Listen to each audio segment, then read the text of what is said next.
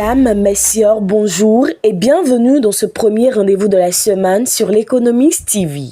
Au Bénin, l'Économiste affiche ce lundi un signal encourageant dans l'espace UEMOA. Au 30 janvier 2026, la capitalisation du marché action de la Bourse régionale des valeurs mobilières progresse de 5,54%, portée par la bonne tenue de plusieurs grandes valeurs et une hausse des volumes échangés.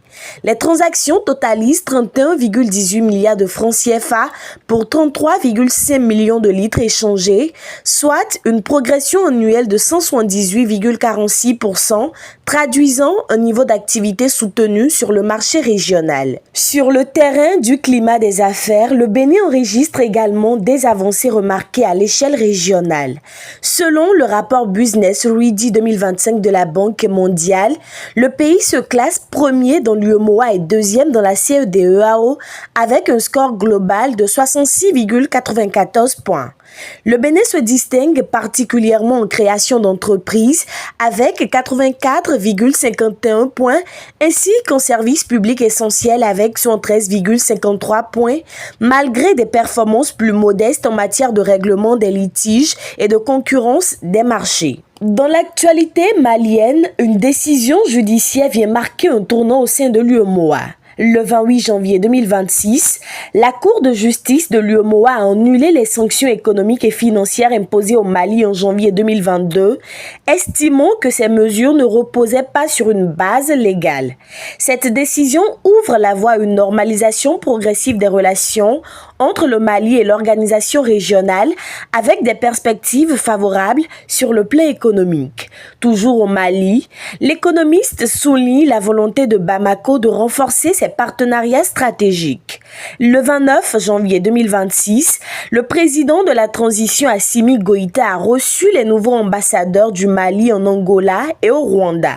Leur mission, consolider la coopération économique, sécuritaire et diplomatique. Ces nominations traduisent l'orientation des autorités maliennes vers une diplomatie plus active et mieux structurée. Au Togo, l'économiste met en lumière l'engagement diplomatique du pays sur les questions sécuritaires africaines.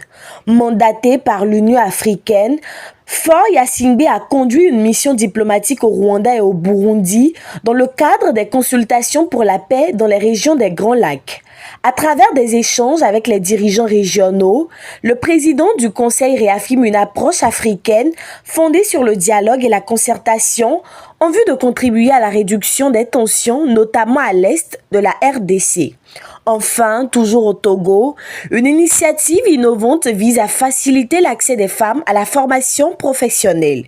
Pour lever les contraintes liées à la garde d'enfants, la coopération allemande et le gouvernement togolais expérimentent des crèches mobiles au sein des centres de formation professionnelle.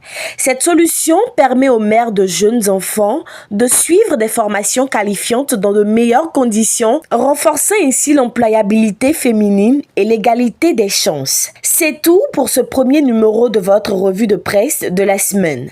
Merci de nous avoir suivis et excellente semaine en notre compagnie.